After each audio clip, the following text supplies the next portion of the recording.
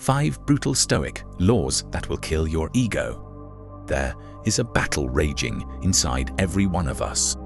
Not a battle against the world. Not against enemies out there. But against the most cunning, most dangerous enemy we will ever face, our ego. The ego lies. It whispers that we are owed respect, owed comfort, owed recognition. It makes us fragile, desperate for validation, chained to the opinions of others. It tricks us into wasting time, losing control of our emotions, and believing that life belongs to us. But the Stoics knew the truth. If you don't kill the ego will kill you. That's why we carve into our minds 5 brutal Stoic laws.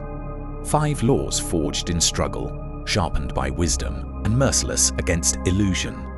5 laws that crush the ego and set you free. Law 1. You owe nothing but your character.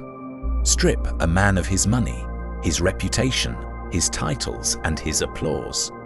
What remains? His character. Everything else is borrowed from fortune, and fortune always comes back to collect. Marcus Aurelius reminded himself, you have power over your mind, not outside events. Realize this, and you will find strength. The ego screams that we are measured by status, possessions, and recognition. But these are illusions. One fire, one betrayal, one turn of fate, and they vanish. What cannot be taken is who you are when all else is stripped away. That is your true wealth. That is your kingdom. To live by this law is to silence the ego's endless hunger. You stop chasing trophies, stop begging for applause, and start building an inner fortress. Virtue becomes your armor. Integrity becomes your shield. Self-mastery becomes your crown. The ego dies the moment you realize that everything external is temporary, but your choices echo into eternity. Law 2. You are smaller than the universe, yet greater than your desires. Look up at the night sky. Stars that have burned for billions of years do not even know your name. Empires rise and fall like dust beneath them. Yet we walk through the world as if we are the center of it all. This is the arrogance of the ego. Epictetus warned us, you are an actor in a play, the length of which is determined by the author. If short, then short. If long, then long. If it is his will you play a beggar, play even that role well. The ego screams for control, for how others treat us, how long we live, how much fortune we receive. But the second Stoic law cuts deep. We control only ourselves. Nothing more, nothing less. This realization crushes the ego's delusion of grandeur. Yes, we are small, but within that smallness lies a greatness no empire can match. For though we cannot command the cosmos, we can command our minds. We can silence anger. We can restrain greed. We can conquer envy and rise above fear. That is a power greater than armies, greater than kings, the sovereignty of the soul. Law 3. You deserve nothing. Everything is borrowed. The ego thrives on entitlement. It whispers, I deserve more. I deserve comfort. I deserve happiness. But entitlement is poison. It blinds us, weakens us, makes us break when life strikes hard. Seneca cut through this illusion, expecting life to be fair, because you are a good person is like expecting the bull not to charge, because you are a vegetarian. Life does not owe you ease. The universe does not bend to your sense of justice. Every breath, every relationship, every heartbeat, it is all a loan. And every loan is recalled. When you accept this law, the ego suffocates. You stop walking into the day demanding favors from fate. You stop resenting what is taken from you. Instead, you learn gratitude for what is briefly yours, and discipline for what will inevitably be lost.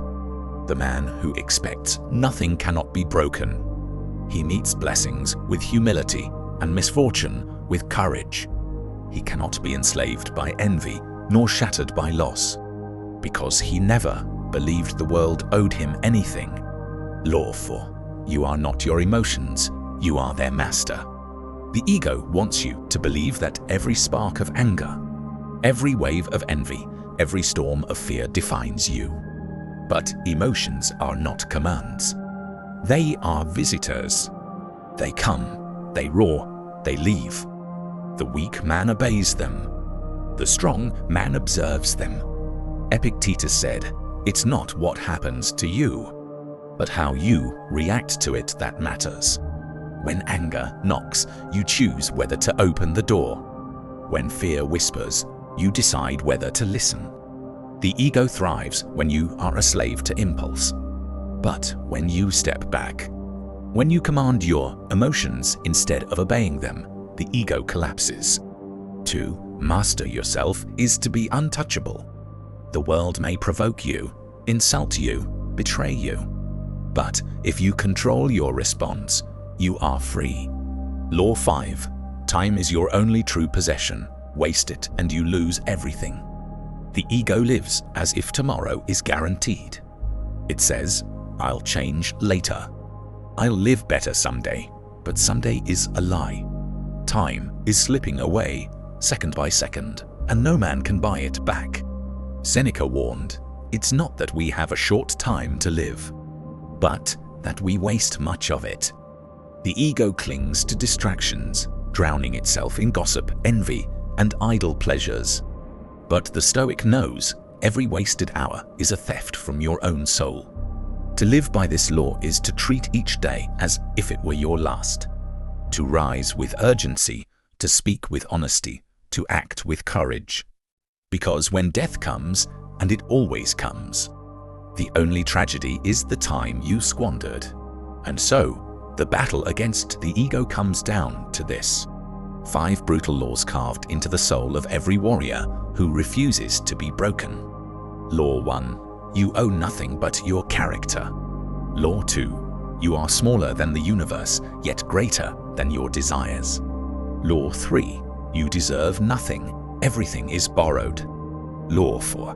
You are not your emotions. You are their master. Law 5. Time is your only true possession. Waste it and you lose everything. Remember these laws, not as words to admire, but as weapons to wield.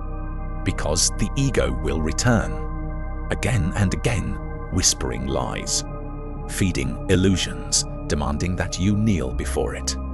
But when you live by these laws, the ego starves. You stop chasing applause. You stop begging for control. You stop demanding from fate what was never promised. You master yourself. You claim your time. And you walk through the storms of life unshaken. This is the Stoic path. Not comfort, not ease, but power, the kind no man, no fortune, no empire can take from you. If these words hit you, let them shape you. Like this video, leave a comment with the law that spoke loudest to you. And subscribe to Stoic Beam so you never forget this path. Because here, we don't just talk about wisdom. We train for war against the enemy within. Kill the ego. Rule yourself. Life free.